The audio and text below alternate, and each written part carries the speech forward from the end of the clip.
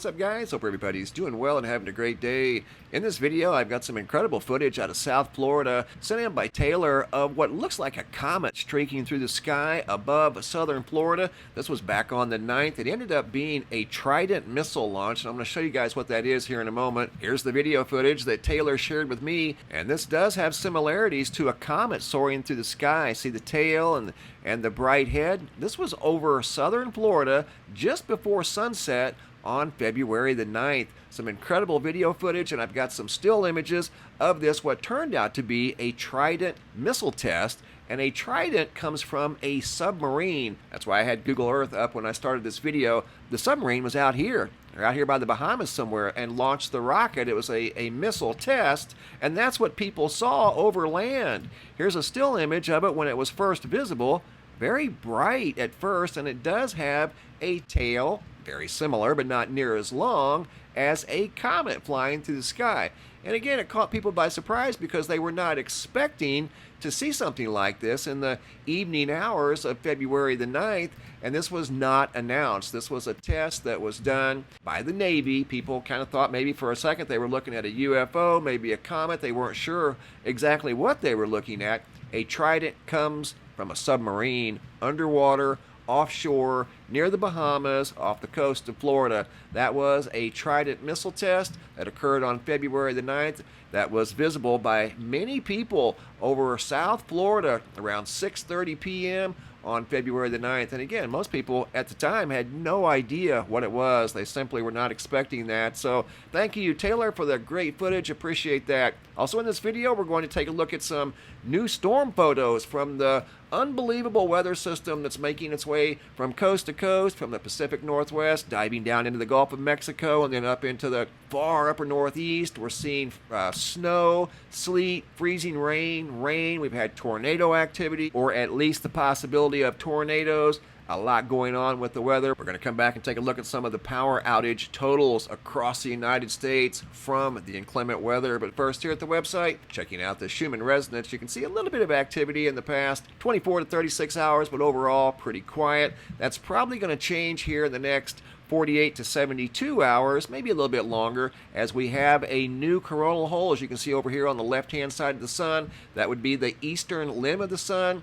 That is a pretty dark core. If it stays like that, that will definitely be Earth-directed here in the next 2 or 3 days. Quite possibly bringing new auroras by this weekend. We'll keep an eye on that and see what it does. But the way it's looking right now, it will more than likely be facing Earth in just over 48 hours. Looking at the global seismographs, I couldn't get on the Yellowstone seismographs for whatever reason, so we're going to look at the globals, which are pretty quiet. Saw a little bit of activity over in Japan. A sudden spike like that, that's normally associated with some form of volcanic activity, but overall, most of the seismographs around the world are pretty quiet. Haven't seen any large earthquakes in the past 24 hours.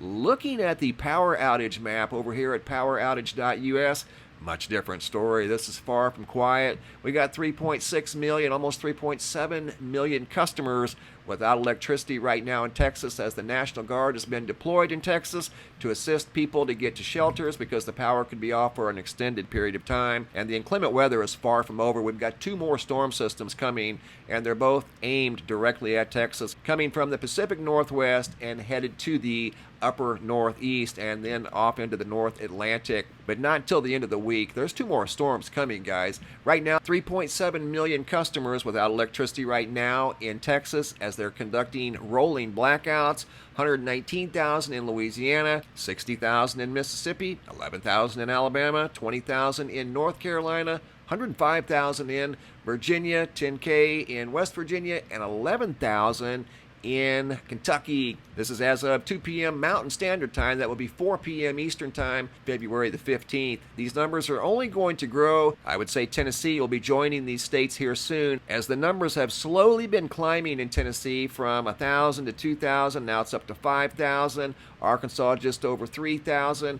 And the inclement weather is parked right over Tennessee. Here we are Monday afternoon, Monday evening, and you can see the freezing rain. That's at 8 p.m. Let's go back a little bit. Right now, 4 p.m. Freezing rain extends from northern Alabama up through Tennessee, Kentucky, southern Ohio, and into Pennsylvania and parts of northern New Jersey. This is Monday. We're going to step it forward. Go into Tuesday, things kind of clear out for a second with the exception of extreme cold occupying all of the Great Plains tomorrow, looking at negative 13 in Omaha, Nebraska, and that's the actual temperature. That's not counting the wind chill. Wind chills are going to be unbelievably cold. This is Tuesday around lunchtime. Then here we go on Wednesday. Another ice storm in central Texas. The big purple you see right there is freezing rain. That's Wednesday overnight.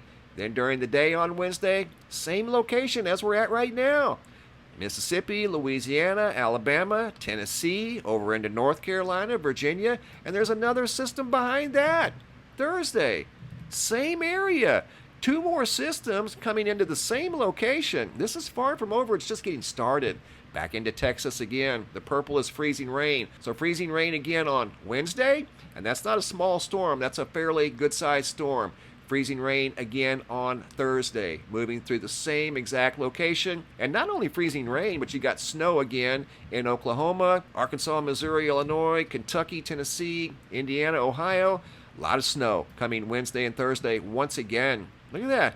That's another good-sized storm with freezing rain once again by Thursday evening up in Virginia, New Jersey, North Carolina. Doing it 2 more times, guys. This is far from over. So I think it'd be pretty easy to say that the ice accumulation in these areas is going to be pretty thick. Some of these areas, if it hasn't already happened, could probably see somewhere in the neighborhood of a ½ an inch of ice, if not more. I think that's what we're seeing up here in Oregon City, Oregon. I received a few storm photos today, some from right up here in Oregon City, Oregon, which is right here close to Portland, where there's over 300,000 customers without electricity, and it may not be back on until tomorrow in Oregon and Oregon City, which is right here in that red zone where I received the photos, and I'm going to share with you guys here in just a second. But it looks like in that area, they probably got somewhere in the neighborhood of at least a ½ an inch of ice. First photo is out of Pennsylvania, sent in by Matthew S. out of Bethlehem.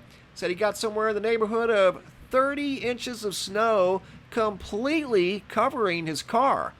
Unbelievable. And you can see how deep it is right there. That's knee deep. At least 2 feet of snow.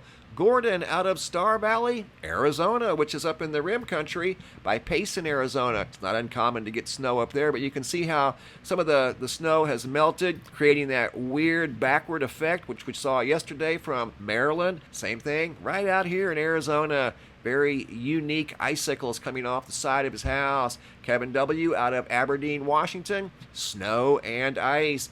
Back up to Oregon near Portland, over 300,000 customers without electricity because of this right here. See that big branch broken off right there?